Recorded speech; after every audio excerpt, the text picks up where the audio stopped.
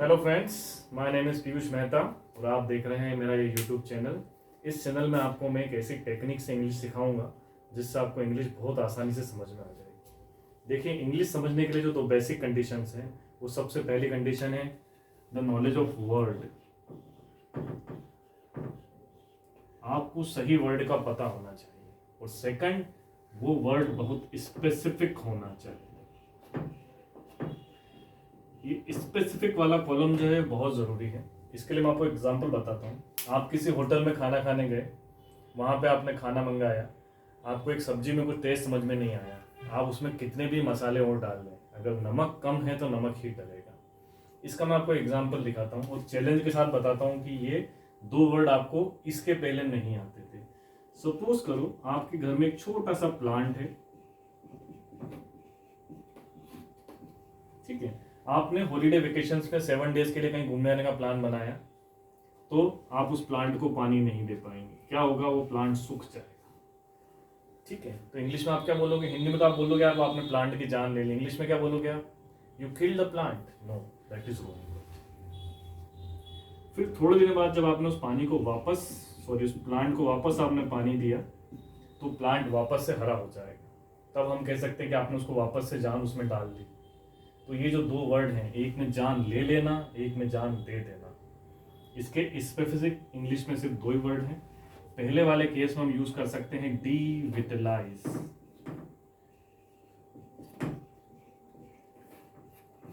इसका मतलब होता है जान ले लेना। और दूसरे में यूज करते हैं हम रिविटलाइज्ड, इसका मतलब होता है जान दे दी। तो पहले केस में आपने जान ले ली, दूसरे केस में आप जान दे दी। So you have to use devitalize and revitalize, और इसके कोई सब्स्टिट्यूशन नहीं है। अगर आपको ये दो वर्ड इंग्लिश में नहीं आते हैं तो आप इस वाले सेंटेंस को ट्रांसफॉर्म नहीं कर सकते। अब ये दो वर्ड, ऐसे बहुत सारे वर्ड होते हैं, इनको कैसे याद रखा जाए, कैसे इनको सीखा जाए, कैसे आपकी वोकैबुलरी को एनहांस किया जाए, इसी के लिए दोस्तों हमने चैनल बनाया है। तो अगर आपको ये चैनल पसंद आए तो आप इसको लाइक ज़रूर करें और सब्सक्राइब ज़रूर करें, ताकि हमारे लेटेस्ट से लेटेस्ट वीडियो आप कंटिन्यू देखते रहें। तो हमारा जो इंग्लिश पढ़ाने का पैटर्न है दोस्तों, बहुत सिंपल है।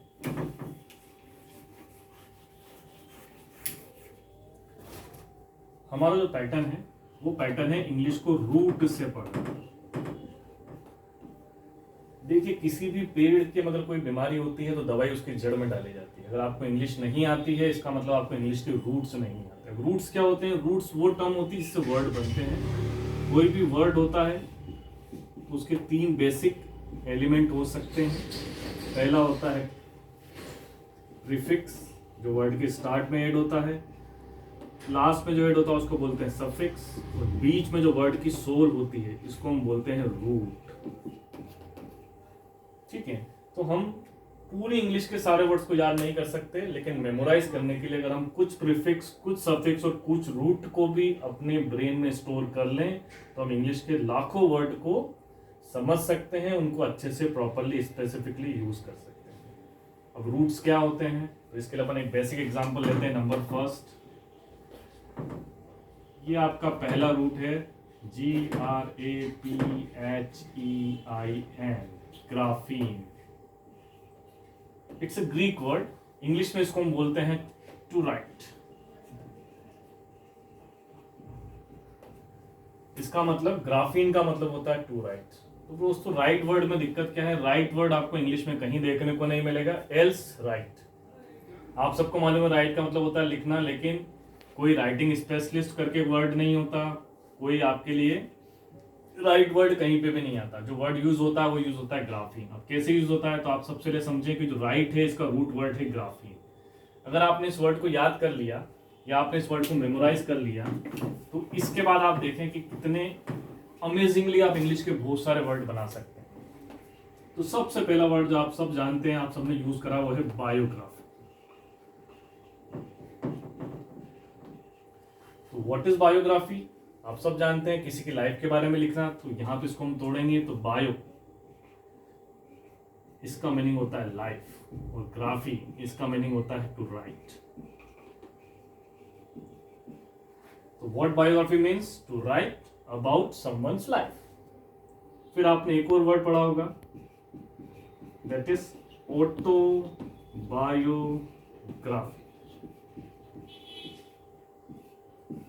ऑटो मतलब होता है सेल्फ, बायो मीन्स वापस लाइफ, और ग्राफी मीन्स टू राइट।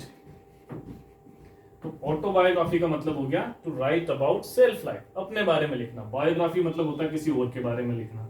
अब कॉमन इसके अंदर क्या था, जब भी हम लिखने की बात करें तो एक वर्ड आ रहा था ग्राफी। और इंटरेस्टिंग फैक्ट बताता हूं आपको मैं, आपने एक सब्जेक्ट सबने पढ़ा है ना, इसको पढ़े बिना कोई भी नहीं आता। ये सब्जेक्ट आपने पढ़ा है जियोग्राफी। तो दोस्तों जियो मतलब होता है अर्थ, और ग्राफी मतलब होता है टू राइट। तो आप कहते थे ना भूगोल, जिसमें आप अर्थ के बारे में पढ़ते थे, नदी पहाड़ लाइक दिस, तो दैट इज जियोग्राफी। ग्राफी मतलब टू राइट और जियो मतलब अर्थ। तो जिस सब्जेक्ट में अर्थ के बारे में लिखा गया उसको हमने क्या बोला, जियोग्राफी। कहीं पे भी आप देखिए ध्यान से, राइट नहीं आ रहा है, लेकिन हर जगह क्या आ रहा है, GRAPH ग्राफ आ रहा है। तो आपको 3 वर्ड हो गए, मैं आपको वापस से बताता हूँ। राइट का मतलब होता है लिखना, लेकिन इट्स रूट वर्ड नहीं है। रूट वर्ड कौन है इसका, ग्राफीन। रूट से होता क्या, रूट से हम बहुत सारे प्लांट्स को डेवलप कर सकते हैं, ठीक है। तो राइट इसका फ्रूट्स मान सकते हो, लेकिन ग्राफ इसका रूट्स है, इससे आप बहुत सारी चीजों को डेवलप कर सकते हो। अपन ने 3 वर्ड पढ़े, first second third, biography, autobiography and geography. अब अपन इसके आगे दूसरे स्टेज के वर्ड्स में जाते हैं। बहुत सिंपल वर्ड थे, आप सबने सुन रखे हैं। दोस्तों लेटेस्ट में चल रहा है, आप सबने देखा किसी को दिल की बीमारी हो जाती है तो उसकी एक जांच होती है, उसको हम क्या बोलते हैं, ECG, ठीक है। It's simple, E for electro, C for cardia, cardia मतलब होता है हार्ट, और Z मतलब होता है ग्राफी। तो what it means, electrocardiography, electrocardiography. तो वो जो मशीन होती है, वो जो इंस्पेक्शन करती है, वो जो जांच करती है, उसमें वो इलेक्ट्रिसिटी की हेल्प से आपकी दिल की धड़कनों को पेपर के ऊपर लिखती है। That is ECG। कहीं पे भी लिखा जाएगा तो वर्ड कौन सा आएगा, ग्राफ आएगा। यहाँ पे भी ग्राफ है।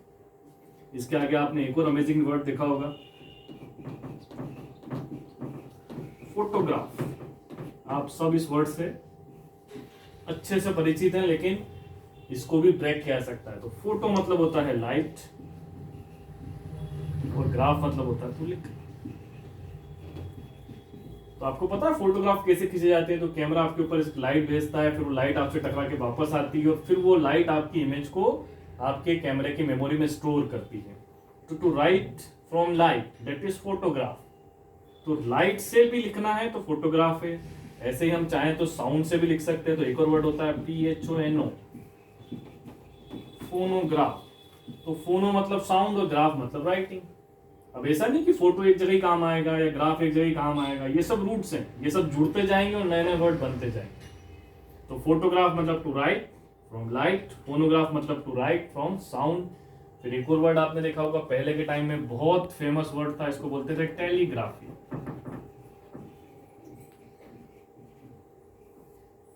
तो टेली मतलब दोस्तों होता है डिस्टेंस, और ग्राफी मतलब होता है टू राइट। तो पहले कोई बोलता था और मशीनें लिखती थी तो उसको बोलते थे टेलीग्राफी। अब देखो मैंने आपसे कहा था बहुत जगह काम आते हैं। तो एक वर्ड आप यहाँ से उठा लो फोन, एक वर्ड आप यहाँ से उठा लो टेली। तो आपने एक और वर्ड पढ़ा है, कौन सा पढ़ा है, टेलीफोन। तो अगर आपको टेली पता है, टेली मतलब डिस्टेंस, फोन मतलब साउंड, तो टेलीफोन वो डिवाइस है जो दूर से साउंड को लेके आता है। तो आप सब बात करते हैं ना टेलीफोन पे, तो that is telephone. Tele means distance, phone means sound. तो ये वर्ड जो आपने यहां पढ़ा, ये वर्ड जो आपने यहां पढ़ा, ये सब वर्ड मिलके ही पूरी इंग्लिश को बनाते हैं, ठीक है साहब। तो आपको यहां तक समझ में आया। अब मैं आपको 2 और इंटरेस्टिंग वर्ड बताता हूं, वो इसके बाद के लेवल के हैं। आप ध्यान रखिए, हम जो रूट पढ़ रहे हैं हमारे फर्स्ट वीडियो में, वो रूट है अपना लिखने के बारे में राइट, और राइट को हम पढ़ रहे हैं graphy, it's a Greek word. अब नेक्स्ट स्टेज पे अपन जाते हैं। तो मैं आपको 2 बहुत इंटरेस्टिंग वर्ड बताता हूं। एक वर्ड होता है होलोग्राफ।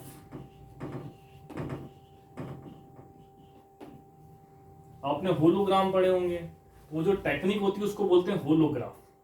उसमें वही इंफॉर्मेशन लिखी जा सकती है जो वो लिखने वाला चाहता है, डेट इज ग्राफ। उसमें भी लिखा जाता है, जो बुक के ऊपर आप देखते हो ना कलर्ड स्टिकर्स आते हैं होलोग्राम। इसके बाद अपन नेक्स्ट पे जाते हैं। तो आप सब स्कूल में पढ़ के आए होंगे दोस्तों, सब स्टूडेंट रहे अपनी लाइफ में, तो एक कॉम्पिटिशन होता था स्कूल में, उसको हम बोलते थे कैलीग्राफी। स्कूलों में कहीं पे भी राइटिंग कंपटीशन नहीं होता था, ब्यूटीफुल राइटिंग कंपटीशन नहीं होता था, वहां पे होता था कैलीग्राफी कंपटीशन। तो कैली मतलब होता है ब्यूटीफुल, ग्राफी मतलब वापस वही टू राइट।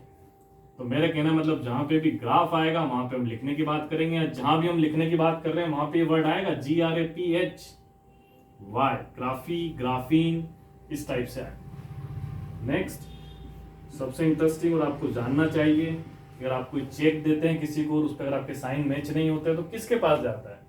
तो दुनिया में राइटिंग स्पेशलिस्ट करके कोई पर्सन नहीं होता, वो चेक जाता है GRAPHEIO, ग्राफियोलॉजिस्ट। तो यहाँ पे ग्राफ का मतलब हो गया राइटिंग, लॉजी मतलब हो गया साइंस या नॉलेज, और इस मतलब हो गया स्पेशलिस्ट। तो वो पर्सन जो राइटिंग के नॉलेज का स्पेशलिस्ट है उसके पास जाता है। यहाँ पे भी आप देखो क्या वर्ड आ रहा है GRAPH, ग्राफ। ग्राफ मतलब क्या हो गया? राइट। तो एक रूट पढ़ने से मैंने आपको 10 रूट बता दिए या 10 रूट वर्ड बता दिए, इसके बाद आप अगर और सर्च करोगे तो आपको 100 मिल जाएंगे। कहने का मतलब अगर आप एक वर्ड याद करोगे होलोग्राम या होलोग्राफ तो आपको सिर्फ एक ही वर्ड याद होगा, लेकिन अगर आपने एक रूट याद कर लिया तो एक रूट से आपको 50 वर्ड याद हो जाएंगे। तो अगर आपके हिसाब से इंग्लिश में सिंपल अपन माने अगर 1 लाख वर्ड हैं, ठीक है, तो उसको आप पिछले डिवाइड कर दोगे तो ये जो काउंटिंग होती है ये सिर्फ 2000 तक स्टॉप हो जाती है। कहने का मतलब अगर आपने 2000 छोटे छोटे वर्ड याद कर लिए तो आप 1 लाख वर्ड को इजीली पहचान सकते हो, उसका मीनिंग पता लगा सकते हो और स्पेसिफिकली आप उसको यूज कर सकते हो।